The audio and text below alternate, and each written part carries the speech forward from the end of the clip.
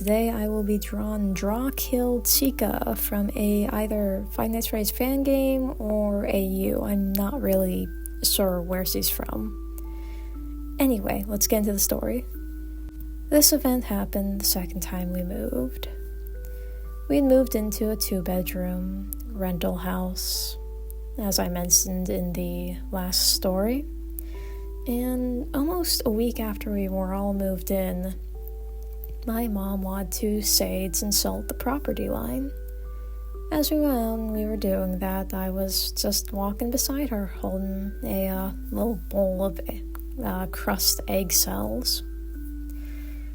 As we were about to turn the corner and go up the driveway, I turned around, feeling like someone was watching me.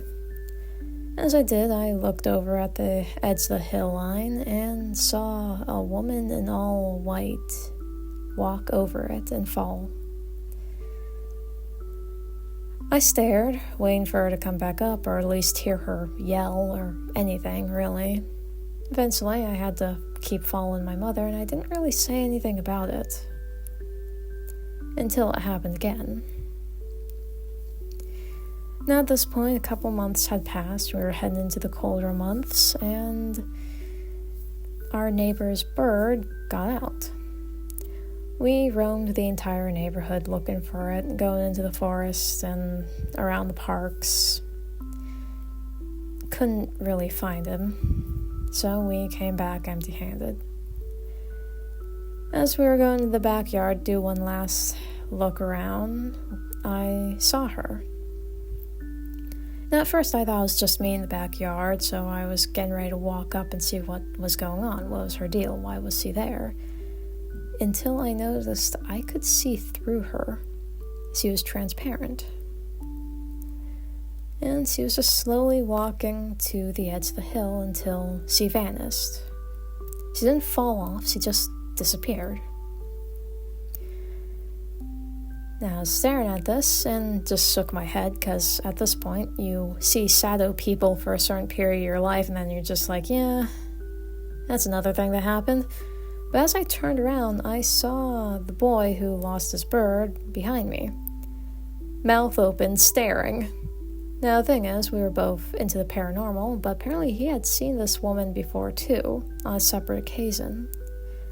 I look at him, look back, and we both nod our heads just like, yeah, that happened, and went back to his dad and my mother. As we go back, me and my mother go inside and, well, I tell her about what happened. She pauses, goes outside with me, and we look around. He's there too. So and his father where we saw it. We tell each other the story and what we saw, and my mom just says, yeah, that sounds like a remnant. Basically, the trace of someone that used to be there. Not exactly a ghost. They're not intelligent enough to be a ghost. They're more or less just the shadow of what was there. And that was one of the first weird things that happened in that house. There are times I was physically touched and had my jacket pulled up around me. I wasn't near any vents or, anything for that matter that could have pulled my jacket up, but things like that just happened there. The longer we stayed, the worse it felt, until we eventually moved. The move took a lot of time, between me and my mom, and every now and then the help of our neighbors, which was really appreciated. Things took around about a month, and eventually we came down to the last of it. Late that day, we drove over, and I started packing the car with the last of the bins and cleaning up, sweeping the floors, wiping the windows down, trying to do our best to keep our deposit.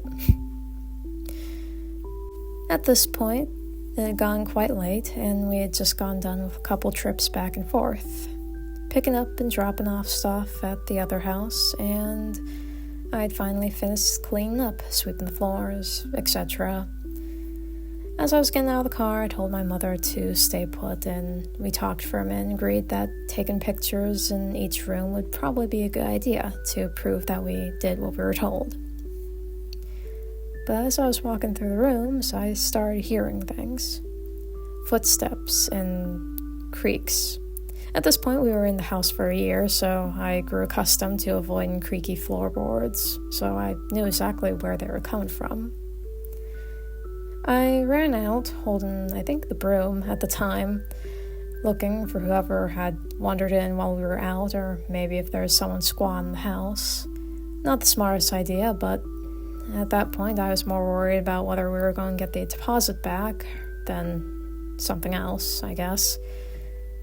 I didn't find anyone when I looked around, though. At that point, I thought it was weird. Finished up taking pictures, turning the lights off as I left, leaving the front ones on just in case someone were to pass by and think, oh, no one's in the house. Maybe I can go in. The basic stuff you do in a bad neighborhood, I suppose. But as I was walking downstairs, I had entered the kitchen. I was bringing stuff in now again. The last of the stuff that belonged to us, and some of the stuff that the landlord wanted to keep. My last trip into the house, things felt awful. I know, a feeling isn't much to go off of, but I'm not one to get shaken easily by nothing.